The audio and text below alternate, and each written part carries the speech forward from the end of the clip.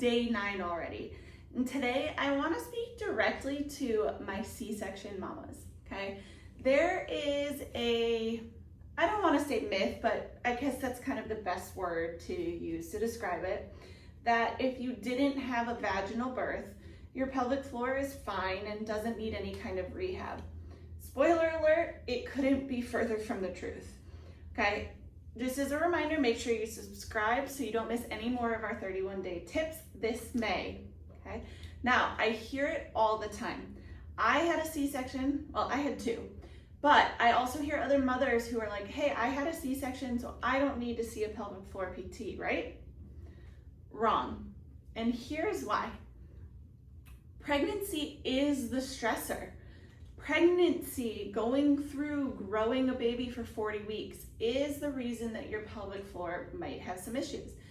It carried a lot of weight growing the baby, the placenta, the amniotic fluid for 40 weeks, give or take.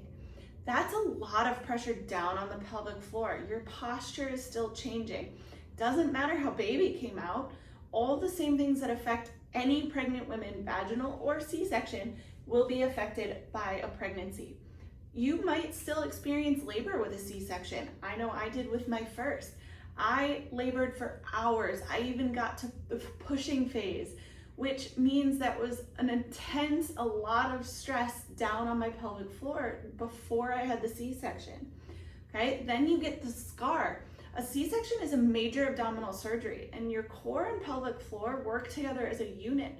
So if the abdominal wall is still attached or creating scar tissue or not healing properly, then the pelvic floor is gonna wind up being weak or tight or both or leaking, or you might still have prolapse, okay?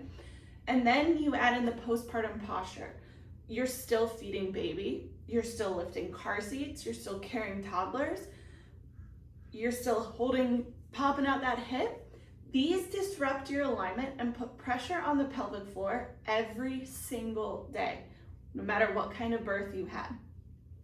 You deserve a full recovery, no matter what your birth story is. So if you're wondering where to start with your core at home, go ahead and grab my Pelvic Floors Essential Guide in the link below.